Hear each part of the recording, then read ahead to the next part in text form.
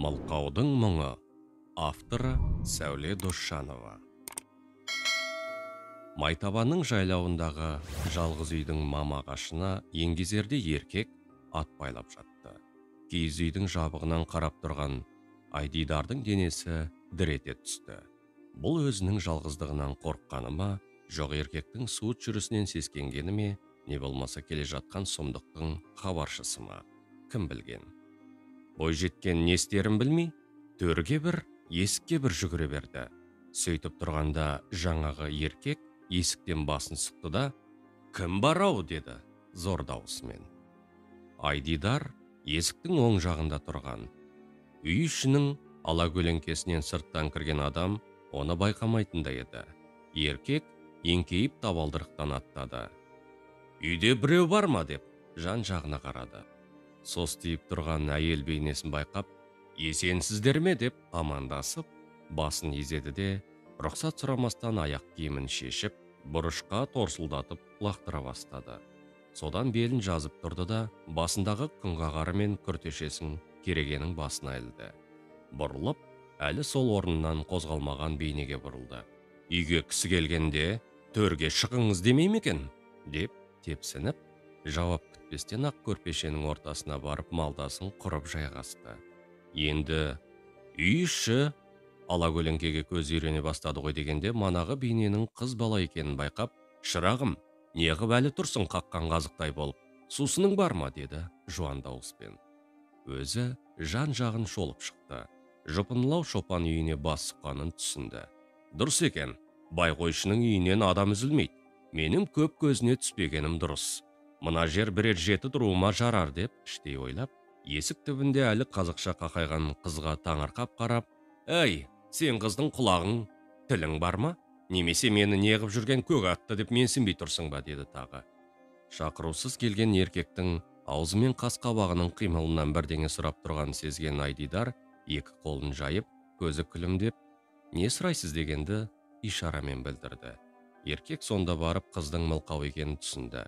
Түңіліктен түскен бесіндегі күннің сәулесімен қыздың жүзі албырап, көзінен үрей ұшқыны байқалды. Тоқпақтай бұрымы иығынан асып, жамбасын соғады. Абай айтқандай, қақтаған ақ күмістей кең маңдайлы, қасы қарлығаштың қанатындай, шарасы кең жанардың тұңғиығында үрей, қалың кірпік астынан еркекке күдікпен қарап тұрғандай. Ұшы ұзын шалау келген қыр мұрынның астында шиедей қызыл ерін үлбірейді. «Ойбай-ау, осынша сұлулық берген шебер құдайдың саған тіл бермегенін айтам-ау» деп таңғалды еркек. Сөйтіп күбірледі де қолымен меңзеп маған сусын әкеліп бер деп белгі жасады. Қыз басын изеп, бұрыштағы асадалдан кесе қапты ашып, ішінен тостаған алды. Оны орамалмен жылдам сүртіп жіберіп, босағадағы күбіден айран құйып, еркекке ұсынды. Көзінде сол үрей әлі жуылмаған, осы көлденен көк аттыны жаны қалап тұрмағандай. Көңіл түкпірінде бейтаныстан жаманшылық күтетіндей. Тостақты қонаққа ұсына салып, ылып етіп есікке бұрылды. Сәмбі талдай солқылдаған дененің әсем қимылы еркектің әлде бір сезімінің тиегін ағытып жібергендей сезілді. Айранды басына көтеріп іштегі жынын басқан еркек тездетіп орнынан тұрды да, есік түбінде состиып тұрған қыздың жанына жетіп барып, білегінен шап беріп ұстай алды. Қыз шошып кетіп, өз тілінде баж ете қалды. Қызды қатты шошытпайын деді ме, әлде маңайында басқа жанның бар жоғын анықтап алғысы келді ме? Тостақты қыздың қолына ұстата салып, сыртқа беттеді. Зәресі ұшқан Айдидар тостақты құшақтаған күйі төрден бір-ақ шықты. Қонақтың сыртқа шығып кеткенін ол, сусын ішіп алып аттанғалы шықты деп түсініп, тостағанын орнына қойып, есіктен сыртқа көз салды. Еркек үйді айнала қарап жүр екен. Жапандағы жалғыз үйдің маңында мылқау қыздан басқа тірі жан жоғын білген еркектің басына сумаңдаған суық ой келді. Ұстарамен қырғызған басын төбесіне тура түскен күн күйдіріп барады. Көкке жақтырмай қараттағы қолмен басын бір сипады. Белдеуде тұрған ат осқырында. Біреу-міреу келіп қалды ма деп еркек жан жағына шошына қарады. Ешкім көрінбейді. Маңай мүлгіген тыныштық. Тіпті үй маңында жүрген итекеш ит те көрінбейді. Бойжеткен есік алдына шығып өзіне қарап тұр екен. Жылқы соны көріп осқырынса керек, Еркек аяғын еріне басып алшаңдап үйге беттеді. Оның мына марғау жүрісі жас қызға тыныштық әкелгендей. Қыздың жанына келіп, әкең қайда деп сақалын сағымдап көрсетті. Мылқаудың тілін түсінгеніне қайран қалған қыз, әкесін мал жайып кетті деп ұқтырды. Шешең қайда деп қолымен басына орамал салғандай сұрады. Қыз тамақ алуға ауылға кетті деп қолын алысқа сермеп көрсетті. Өздері елден соншама жырақта көшіп қонып жүріп, кісі киік болып кеткендей. Алда-жалда біреу ат басын бұра қалса шаруасы әкесінде болып, ары кетсе шешесінің бір кесе шайын ішіп жөніне жоғалатын. Келімді кетімдінің көбі мал маманы мен басшылар. Көктемде мал төлдетуге көмекке сақпаншылар келеді. Мынау бір өмірі көрмеген адамы, тұлғасы таудай, басы келедей, аяғын алшаң-алшаң басады. Бағана білегінен ұстай салғанда шошып қап еді, артынан жөн сұраған екен ғой деп тынышталды. Кететін шығар деп те ойлады. Есік алдына шығып қарап тұрғаны содан, қызға жақындаған дәу еркек, ойпырмайдың әдемісін-ай, құлақ жоқ, тіл жоқ, осынша көркемдікті бере салғанын-ай. Мына сұлулықпен дені сау болса, баяғыда-ақ біреу қағып кетер еді ғой деп ойлады. Ең болмаса біреу тоқалдыққа қалай алмай жүр? Қайта тілі жоқ қатын жақсы, не болса соны айтып миыңды ашытпайды. Баласын тауып тірлігін істеп жүре береді деген оймен шуақтана жымиып қызға қарады. Айдидардың көзі, құлағы мен тілі. Сол жайнап тұрған жанарымен бәрін көреді. Не айтқысы келгенін ұқтырады. Кісінің не ойлаған сезеді. Көзі аман болсын. Еркектің өзіне қарап жылы жымиғанын көрді де, бұл да жымиды. Екі бетінің сүт шұқыры ойлап, үсті сәл тершіп тұрған әсем мұрнының желбезегі жыбырлап қосылып күліп тұрғандай. Қара қастың астынан қою қара кірпіктен көмкерілген, мөлдіреген жанардың тұңғиығына еркек қалай сүңгіп кеткенін байқамай қалды. Сұқтанып бой жеткенге қарады. Қыз еркектің өткір жанарынан бойын шаян шағып алғандай үрке, сәл қабағын түйді де, бұрымын артына сілкіп қалды. Қабағын түйгені қандай керемет. Мына мақау тілсіз-ақ телевизордегі боянып сыланған сайқалдарды жүз орап алады деп ойлап тұрып тағы айран ішем деп белгі берді. Қыз түсініп үйге бастады. Еркек соңынан ілесті. Көбінің түбінде айран құйып тұрған бойжеткенді сыртынан қапсыра құшақтады. Қыз шошып кетіп айран құйылған ыдысын түсіріп алды. Ағаш тостақ есік алдына ұшып түсті. Ішіндегі айраны төгіліп қалды. Қыз төрге қарай секіріп кетті. Оның сәмбі талдай солқылдаған денесімен жыландай иретілген құндыз бұрымының қимылынан тұла бойы қозған еркек қызға қалай жетіп барғанын өзі де сезбей қалды. Құштарлық құйыны үйіріп әкетті. Алып дене талшыбықтай қызды басып қалды. Мылқау байқұс өзіне ғана тән жабайы даусымен өкіріп, аяқ қолымен алыпты сабалап жатты. Айдидардың абыройы табалдырыққа төгілген анасының айрандай айра-жайра болды. Сүт пісірім уақытта есін жиған еркек алшаңдай басып, есік алдына шықты. Күн әлі төбеде шақырайып тұр. Есіне бас киіммен күртешесі түсті де үйге қайта кіріп еді, қыз әлі сол орнында бүрсіп жатыр екен. Күн қағарымен сырт киімін кереге басынан алған қалпы суыт шыға жөнелді. Айдидар дәу еркектің өзінің тып-тыныш өмірінің күл талқанын шығарып кеткенін іштей сезді. Орнынан атып тұрып оның бетін тырнап алмағанына, немесе маңдалаға тура қашпағанына еркек айран асыр. Заты жуас әйел екен, әттең тілі болса келіскен қатын болайын деп тұр деген оймен атын шешіп жатты. Көрмеген пәлесі, істемеген сұмдығы аз. Түрмеден рақымшылықпен босап шыққан жауыз мұңлық қыздың осынша әлсіздік өмірінде тұңғыш рет жүрегін езіп жібергендей сезініп, аяғын үзеңгіге салды. Енді бұл маңда қала алмаймын. Мына сұмдықты әкесі білсе мені атып өлтірер. Жоқ дегенде қызыл жағалыларға ұстатып, тағы да темір тордың ар жағынан шығамын. Осы оқиғадан біраз уақыт бұрын ұлы жеңістің 40 жылдығы құрметіне кеңестер одағы бойынша 40 мың тұтқынға рақымшылық жасалған болатын. Соның жақсылығының арқасында мінеки босағанына 40 күн толмай жатып, тағы ауыр қылмыс жасады. Көз алдында жазықсыз қыздың жанары, құлағында мүгедектің сыңсыған үні тынып қалыпты. Өмірінде бірінші рет істеген ісіне өкініп, қорғансызға жасаған қиянаттан іштей шошынып, құла дүзде қойғытып бара жатты. Бойжеткен көлденең көк аттыдан келген сұмдықтан есін күн ауғанда барып бір-ақ жинады. Құдайы қонақпын дегенге сусын ұсынған азаматы мәңгілік шөлін қыздың арын таптап жөнімен кете барды. Төр алдында белінен соққы тиген жыландай үйретіліп ұзақ жатқан қыздың есіне әкесі мал қайратын уақыты келіп қалған түсті. Басын көтеріп жан жағына қарады. Үйдің іші қара көлеңке тартыпты. Сипалап жүріп манағы сұмдықтан шашылып қалған іш киімдерін жинап киді. Сүйретіліп тұрып сыртқа қарай беттеді. Денесі әлсіздіктен дірілдеп басы айналды. Жармалы есікті шалқайта ашып жіберді. Үйге кешкі самал лап қойды. Айдидар әкесі келетін беткейге көз салды. Құлап келе жатқан отар көрінбеген соң үй жанындағы самаурынға беттеді. Қорғансыздықтан көрген қорлығы жанын қинап, көзінің жасы кеудесіне төгіліп жүріп самаурынға су құйып отты татты. Екі иығы селкілдеп жүріп кернейін кигізді. Көзі жаспен бұлдырап беткейден құлап келе жатқан малды байқамады. Отарға лесіп өріске кетіп, күн бата оралатын аққұлақ пен саққұлақ үйге ентелеп келіп, аяғына оралғанда әзер байқады. Өрістен оралған қой маңырап, қозы жамырап, оған әкесінің айтағы қосылып, иттер жарыса қой қайырып, үй маңайы уда шу болып кетті. Осы көріністі Айдидар көзбен көріп, көңілімен қабылдап үйренген. Анасымен бірге отардың алдынан шығып, жарыса жүгіретін. Иттердің келгенін көріп көзінің жасын жеңімен сүрткен қыз беткейге қарады. Әкесі атын жетекке алып жақындап қалыпты.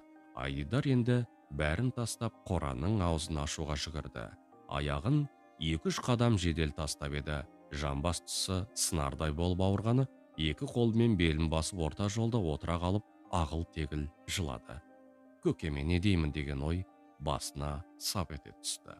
Апам жоқта көкеме не деп айтам деп ойлап орнынан атып тұрып қайта қораға қарай беттеді. Әкесіне ілесіп, мал жайғасқан болып үйге кірді. Дастархан жайып шай демдеді. Самаурынды белі кирелеңдеп әрең көтеріп кірді. Сейтқан шопан үйге беттегеннен сырт киімімен күн қағарын шешіп қамшымен тарсылдатып келіп ұрып қақты. Барынша тазалықты, кірпияз киімі тозғаннан емес, осылай қағып сілкігеннен бой-бой болып сөгіліп шығатын. Қамшысы мен киімін кереге басына іліп, қызының құманнан құйған жылы суына жуынып дастархан басына отырды. Шетін атлыспен көмкерген дастархан бүгін наннан өзге ештеңе жоқ еді. Қызының ұсынған кесесін алып жатып, Айдидар, бүгін ыстық тамақ істемегенсің бе деп жұқалап қана сұрады. Күні бойы өрісте мал жайып, қарны шырылдап келген, түсте талғажау етуге алып кеткен тағамы тандыр наны ғана еді. Қызының сіңген қабағын байқамады. Анасы болса бір сұмдықтың болғанын сезе қояр ме еді? Әкесі ыстық тамақ сұрағаннан асып ештеңе демеді. Перзентінің бүгінгі көрген қорлығының жанында қарынның ашқаны деген не деп ойлады мұңлық. Содан қолымен ауырып қалдым деп түсіндірді. Әкесі нанды шетінен сындырып отырып, жарайды, өзіңді көт, шешеңде келіп қалар деп жауап берді. Пілте шамның ала көлеңкесінде баласының бет аузы анық көрінбеді ме? Әкесі қызға зер сала қарамады да. Айдидар түнімен көлденең көк аттыны одан келген пәлені қайталап көріп, дөңбекшіп шықты. Өзінше өкіріп жылады да. Күні бойы қой соңында қышаршап, сілесі қатып келген көкесі қызының халінен хабарсыз күйі ұйықтай берді. 3 күннен соң оралған анасы да ештеңе сезбеді. Шіркін тілі болса, сол көк атты жайлы айтып берер еді. Көкесіне іздеттіріп таптырып, милицияға тапсырар еді ғой. Болған жайды қалай жеткізерін білмеген, оқтырса да ата-анасының қайғырып кетерін ойлаған Айдидар апасына сыр бермеді. Әйтпесе, мылқаудың тілін анасы білер деген бар емес пе? Апасы түсінер еді. Айдидар сол сұмдықты ұмытқысы келгенмен, өкінішке орай табиғат заңы көлденең көк аттыны ұмыттырмады.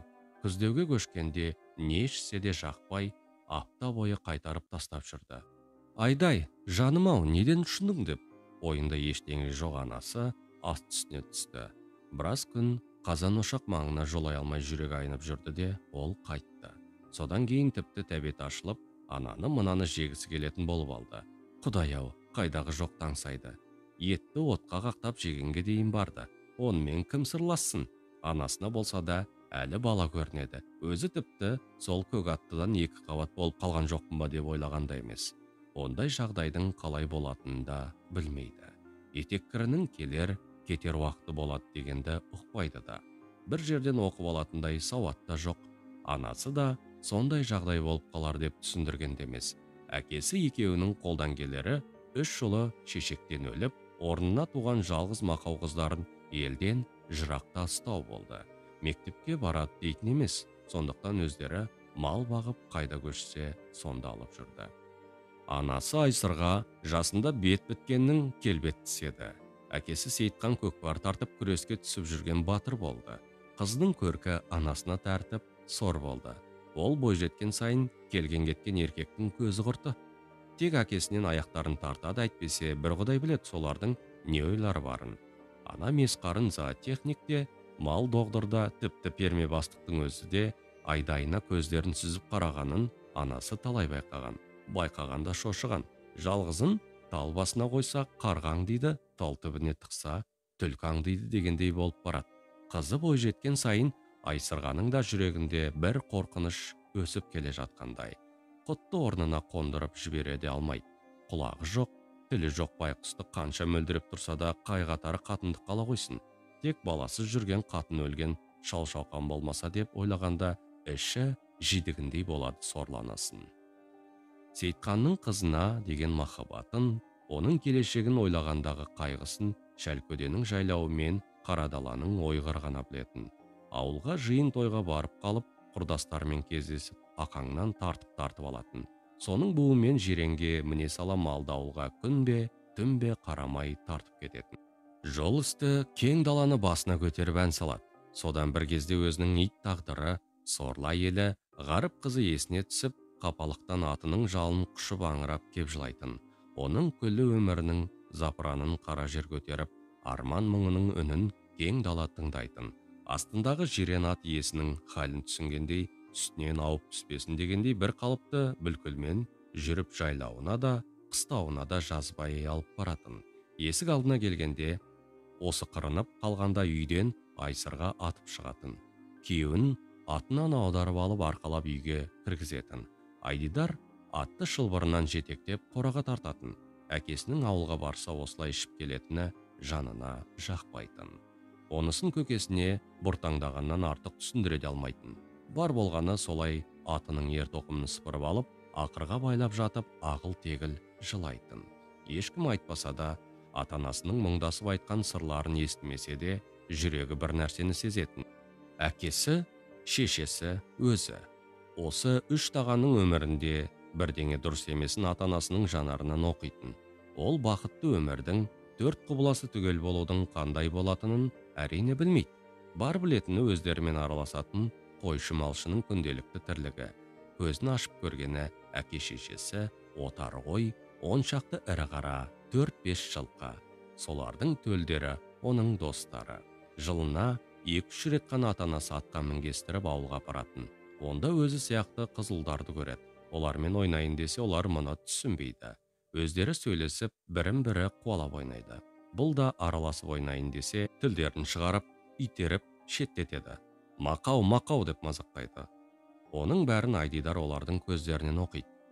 Өсе келе қыздар оның көп өрімді ұзын шашы, әппақ бетін, пешпентіне таққан таналарын тамашалайтын болды.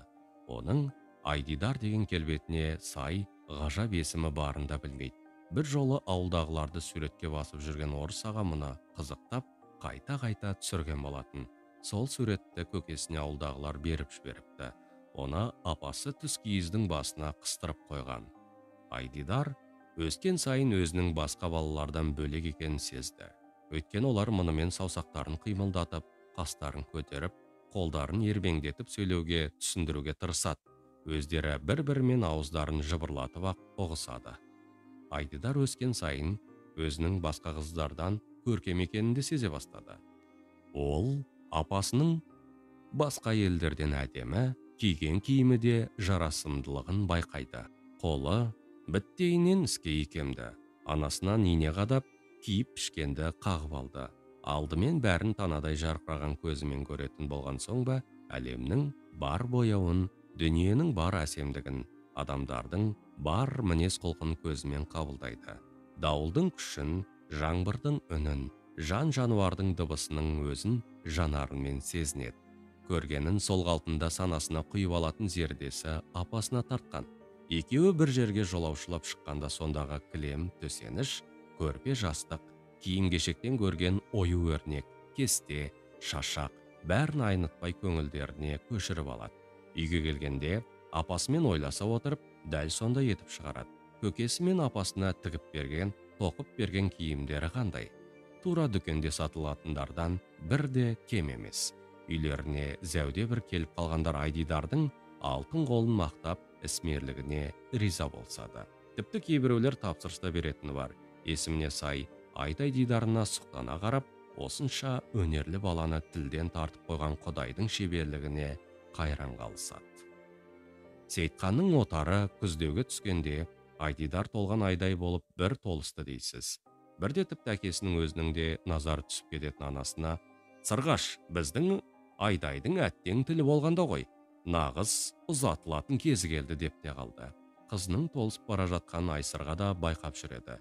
Жалғыз перзентін маңдайынан жел естірмей өсіріп отырғанда кім жаманды ойласын? Қызым оң жақта отырып қарабет болып қалдау деген ой қайдан келсін басына? Әкесі құсап, ұзатылатын кез келді деп ішінен күйіп жүрді. Айдидар баяғы көлденең көк аттыдан кейін үйде жалғыз қалмауға тырысатын.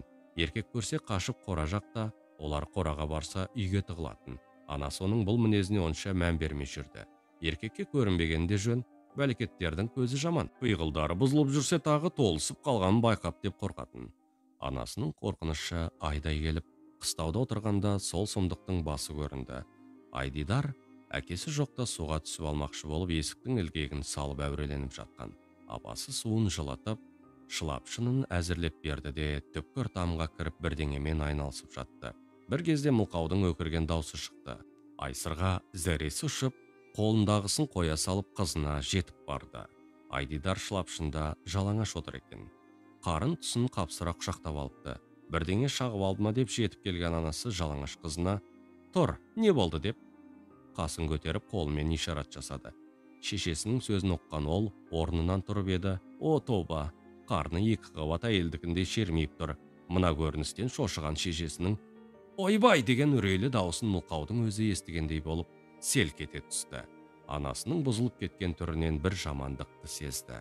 Айсырға қызын шылапшыннан жылып алып, сол жалаңаш қалпында дедектеткен күйі түпкі бөлмедегі көрпешеге лақтырып жіберді. Қыз жалп ете түсті. Анасы жетіп келіп үрейленіп тұрған қызды жатқызып, аяғын созып жиып, қарнын сипалап, сығымдап көрді. Іштегі сұмдық шошып түскендей белгі бергені. Бағана Айдидар да ішінің осылай шоршығанынан шошып кетіп, бақырса керек. «Ойбай, сорлы қызым, қай кезде құрып қалып еді сорлау? Әркімнен бір қорып әкеңнің жүріс анау» деп зарлап қоя берді. Анасының жылап, әлденелерді айтып жатқан аузының қимылынан шошыған қыз тізесін құшақтап, әлі жалаңаш отыр. Бір кезде шешесіне қосылып жылай бастады. Айсырға есін жиып, келесі мезетте қызынан жөн сұрай бастады. «Кім саған тиісті? Құшақтады ма? Іш киіміңді шешті ме?» деген ишара жасады. Айдидар жайлауда отырғанда апасы жоқта, көкесі жоқта бір еркек келгенін ыммен түсіндірді. Сол бәленің өзін тарпа бас салғанын, іш киімін шешкенін қолымен көрсетті. Шеше байқұс өздері жоқта көлденең көк аттының қызын зорлап кеткенін іштей ұқты. Түсінді де мұңлығын бауырына басып алып аңырап келіп жылады. Бейшара бала түсінбесе де анасына өмірде көрген бар қорлығын, жуаннан көрген зорлығын, бар зарын, тартқан азабын ишарамен айтып шықты. Соның бәрінен мына сұмдықтың өтіп кеткенін сездіріп, басын шайқап-шайқап жылады. Ендігі бір кезекте қос мұңлықтың осы халінің басты себепшісі белгі беріп, анасының құрсағында жатып бүлк ете түсті. Айдидар шошына ішіне қарады. Шарананың бұлқынғанын қызын құшақтап отырған анасы да сезді. Өзің қылмыңдап жүріп таптың деп ұрсайын десе, сорлы бала үйден аттап шығып, еркек атаулыға көз салған емес. Енді қалай жазаласын? Онсыз да жазаланып отырған жоқ па? Баланы түсіртіп тастауға қам жасайын десе, жан бітіп қалған Шарана өзінен хабар беріп жатыр. Бір кезде Есіне күйеу түскен Айсырға отырған орнынан атып тұрды. «Ойбай-ай, әкеңе не дейміз?» деді аңырап. Қызы әкесі туралы айтып отырғанын сезіп, қабырғаға жармасып, қорқып жылады. Айсырға қызын киіндіріп, басын бөлек жуды. Тобыққа түсетін қалың құндыз шашты анасы жуып, тарап бермесе игеру мүмкін емес еді. Шаштарын 10 күн тарап, 5 күн өретін арудың нағыз өзі. Сол ұзын шашты тарап отырған анасының жаны егіліп, қызының жүрегі езілді.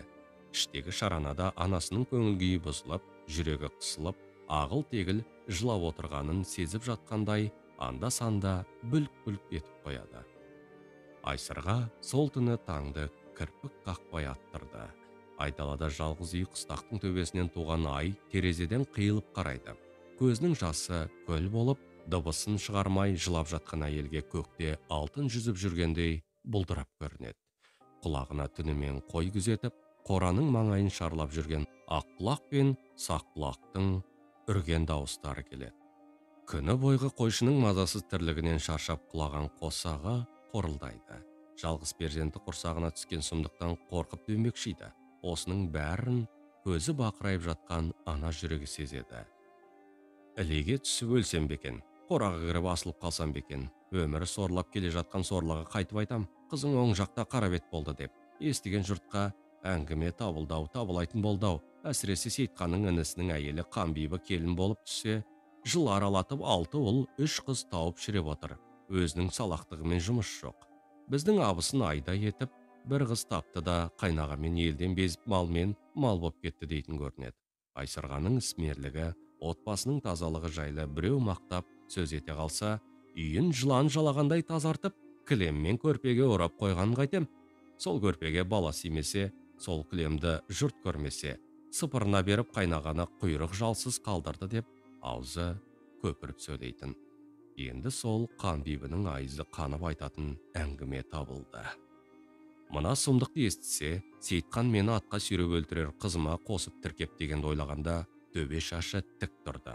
Ол өлтіргенше өзіме ойыққа түсіп жоғалайын деп, алатаңнан ілені жағалап көрді. Қолына алып алған сүйменімен көк мұзды ойып та көрді. Соған түсіп кетейін деп ойлап, жан жағына қарап тұрды. Ілені жағалай қонған малшы қыстауының арасы бір-бірінен алыс болатын. Бұлардың қыстауы Қосағаш деп аталады. Қарқылдаған қарға мен түнімен шақылдаған мәлім дыбысынан басқа үн естілмейді. Өзеннің жағасындағы жыңғыл мен тораңғы жапырақсыз сыдиып тұр. Жазда екі мемлекеттің барасын бөліп, толқып аққан өзеннің беті таң шапағы мен мұздан көкшіл тартып көрінеді. Маңай мүлгіген тыныштық. Айсырға жақындап барып өзі түсуге әзірлеп қойған ойыққа қарады. Қорқынышты көрінді. Артына бұрылып үйінің тұсына көз салды. Бағана жағып кеткен ошағының түтіні созылып көкке сұйылып ұшады. Сол түтінді өзім өшірем бе, менің жоғалып кеткенімді естіген Айдидардың күні не болады? Тіл жоқ, құлақ жоқ. Сорлап қалған анау. Сейтқан ғой еркек. Бір отын жағар табылар. Қызымның жайы не болар? Құдай сорлатқан баланы бір оңбаған қоса сорлатты. Енді мен қосылып тағы сорлатам ба деп, өз ойынан өзі шошып ойықтан шегініп кетті. Өмір шіркін тәтті ғой. Айсырға жанын қия алмай, мүгедек жалғызын қия алмай, сүйретіліп үйіне қайтты. Қора маңында жүрген жары алдынан шықты. Таң атпай өзен жақтан келе жатқан әйелін көріп, тіксініп қалды. «Ей, сен не қып жүрсің айдалада?» «Сейт, менің ойыққа түсіп өлгім келіп еді. Сендерді қимадым» деп жылап жіберді. «Өлген нес? Ненің азабы жаныңа батып барады өмірден безетіндей» деп күйеуі жақындап келіп бетіне өңілді. Таңның арайы Сырғаның жүзіндегі мұңды көрсете алмады. «Әлде сонша жылдан бері жалғыз үй көшіп қонып жалықтың ба?» деді. Сондай бір жұмсақ үнмен Қосаға. Осыншалық жанына жақын үнінен бүкіл жан дүниесі еріп жүре берді. Сол-ақ екен, «Сейтқан, біз сорладық қой, сорладық» деп күйеуін құшақтап алып, сырға дауыстап жылап жіберді. Еркек әйелінің мына қылығынан дал болды. «Сорлаған нес? Айтшы жұмбақтамай. Мені өлтір, атқа сүйре, бірақ Айдайға тиіспеші, оның жазығы жоқ» деген сырға отырып, ерінің аяғын құшақтап еңіреді. «Сырға, өлтірсең де айтшы. Жайлауда сен өріске, өзім ауылға азыққа кеткенде, үйге бір аттылы дәу еркек келіпті. Айдайға тиісіп кетіпті, қарабет болдық». «Немене?» деп дауысы шығып кеткен Сейтқан ары қарай сөйлей алмай тілін тістеп алып, деп ауырсынып бұрылып, атына қарай жүгірді. Бара сала жайдақ жиренге қарғып мініп, оқтай ағып түн қойнын сіңіп жоғалды. Осының бәрін қараңғы үйдің терезесінен көріп тұрған Айдидардың көз жасы жүзін жуып кетті. Сейітқан жарық түсе үйіне оралды. Үшеуі әдеттегідей таңмен ілесе тірліктерін жалғастыра берді. Түндегі тіршілік сол түнмен кетсе ғой деген Сырғаның ойы болмады. Сәресі кезінде қосаға күңірене тіл қатты. Сырға, мұның бәрі менің жасымда жасаған қиянаттарыма жаратқанның көрсетіп жатқаны. Жамандық тау айналып келеді. Не от айналып келеді деп отыратын апам. Сол от айналып келген осы деп бір тоқтады. Айдай әкесі өзі туралы бірден айтып отыр деп ұяттан өртеніп, дастарханның шетін ширата түсті. Сырға күйеуінің осынша сабырлы мінезіне қайран қалып үнсіз тыңдады. Сен бала таппадың емес, қатарынан 3 ұл таптың. Біреуі Көкжөтелден, екіншісі Қызылшадан кетті. Кішісін көз алдымда тай сүйреп өлтірді. Солардан зар елеп жүргенде көргеніміз мынау. Мылқау қыз болды. Қанаттыға қақтырмай жүргенде көлденен көк атты арамдап кетті. Оны кімге дәлелдейміз? Еркек бала болса, біреуді зорлап алып берсек те үй етер едік. Қыз байқұсты кімге апарып қосақтаймыз? Күлгені күлер, басына келсін. Сен ойыққа түсіп, мен асылып өлгенде Айдайға тіл шыға ма? Шаңырақ ортасына түсет. Маңдайымызға жазылған осы шығар. Не көрмеген басымыз төзейік деді. Сырға күйеуінің мына сөздеріне сенер-сенбесін білмей, аузы ашылып, көзі бақырайып қалды. Сырға, осының бәріне мен кінәлімін. Жасымда талай жазықсыздың обалына қалып, ұрлық қарлықты көп жасадым. 13-ке толғанымда бірге ойнап жүрген баланы атып алғанымда бар еді. Ол біреудің жалғыз еді. Соның анасы көгерме, көктеме, қорлығын тірідей көр деп қарғап еді. Қайтсын енді мені атып өлтіре алмады. Күйеуі соғыста өлген, содан қалған жалғыз қарас еді. Әкем сол жағдайдан кейін басқа жаққа көшіріп әкеткенмен, сол кемпір өлгенше мені қарғап өтті ме деймін. Сол үшін ертеме кешпе жазаланып жүргендеймін. Егер өмірімде жамандық болып жатса, оған ешкімді де кінәламаймын деп егіліп жылап жіберді. Көкесінің жылағанын көріп шошыған Айдидар атып тұрып далаға қашты. Екпінімен жүгіргеннен жүгіріп қораның сыртындағы маяның арасына қойып кетті. Әленің бойынан жиналған шөп те әлі көктемнің иісі аңқиды. Сол иіске елтіп отырып ұзақ жылады. Көзі бұлдырап шығыстан құлан иектеніп келе жатқан күнге қарады. Оның осында келгенін көріп қалған ақ құлақ маяны айнала үріп шауып жүр. Есік алдына әкесі шықты. Жан жағына мойнын соза біраз қарап тұрды да тірлігіне беттеді. Анасы да шыққан еді, аяғына тимей үйді айнала қызын іздеп жүгірді. Әкесі мен шешесі мұның атын атап шақырмайтыны белгілі. Ерлі зайыпты екеуі сабылып іздеді. Көздері жеткен жерге мойын тамырлары үзіліп, өңіліп кеп қарайды. Айсырға үйге қайта кіріп, бағана өздері басынан тұра-тұра қашқан дастарханды жинастыруға кірісті. Әр ыдысты бір ұстап берекесі кетіп жылады. Енді не істейм? Өзіне қол салып жүрсе қайтем деп күбірлеп қояды. Сейітқан көз алдында болып жатқан кесір-кесепаттың бәріне өзін кінәлап ақтарылып алған соң, белдеудегі атын шешті. Бірін-бірі пана тұтып жүрген үшеуінің жүрегі дала-дала болып үш жаққа кетті. Әркім өзін кінәлап, өзінше азапты. Ашу көтеріп, сенделіп кетті. Бірі түнгі даланы кезіп сабырға тоқтады, екіншісі жарбақтаған үйінің түтінін көріп тірлікке қимасты қоянды.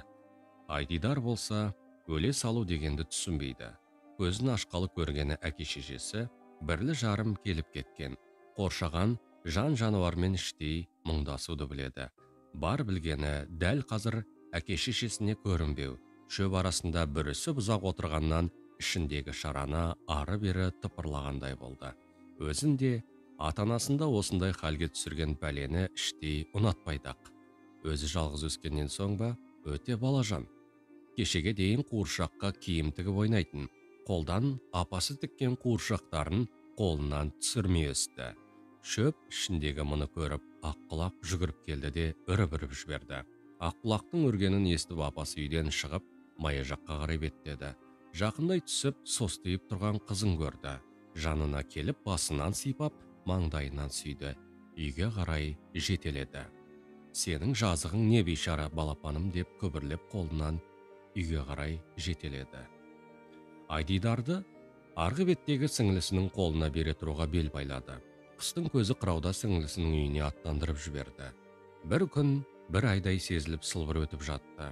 Қой төлтөге бастаған ерте көктемде Айдидар босанып, шекесі торсықтай ұл тапты деген хабар жетті. Сейітхан бейшара еркек бала болғанына іштей қуанып қалды. Қазан көтертіп, шілдехана жасауға көршінің күңкілінен сескеніп, қуанышын ішіне бүгіп жүрді. Басқа түссе, баспақшыл хал. Айсырға сіңілісіне барып, баланы қырқынан шығарып, қолға ұстауға жарап қалғанша бағып бер. Сұрағанға сіңілімнің баласын бағып алдым дермін, деп пысықтап қайтқан.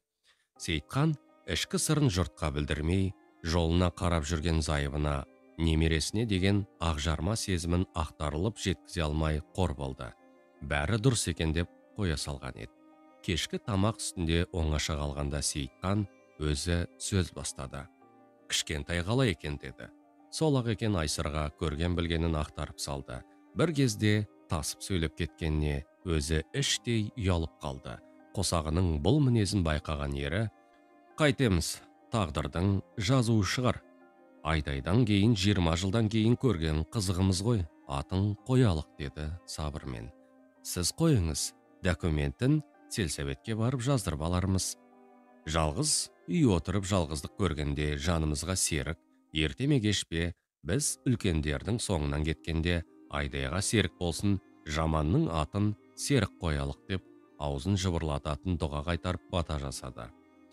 Қосағының қиын жағдайда сабырлылық танытып, басқа түскенді басалқылықпен көтеріп отырғанына риза болған зайыбы: көкесі-ау, сіздің осынша сабырыңызға құлдық. Енді осы маңдайымызға бұйырғанның амандығын тілейік деп тағы сықсыңдап жылап қалды. Ақпанның үңірейген кеші, екі мұңлық бастарына түскен іске үнсіз мойын сұнып, тағдырға тәубе айтып отырған сыңайлы. Бір дастархан басында жарты нанды бөліп жесіп, шүңкілдесіп, сөйлесіп отырды. Жылы үй, жылы дастархан арадағы болған қиын қыстау оқиға мен қасаң көңілдің тоңын жібітіп жібергендей. Кісі үмітпен өмір сүреді, ілгері тілеу жетелейді. Тағдыр кесе көлденең тартқан мылқау қыздың мұңы сірә қос мұңлықтың жүрек жарасы болып бақи жалғанға көшері кәміл еді. Мұң мен адам егіз жаратылған, жарық жалғанда мұңсыз пенде жоқ шығар сірә.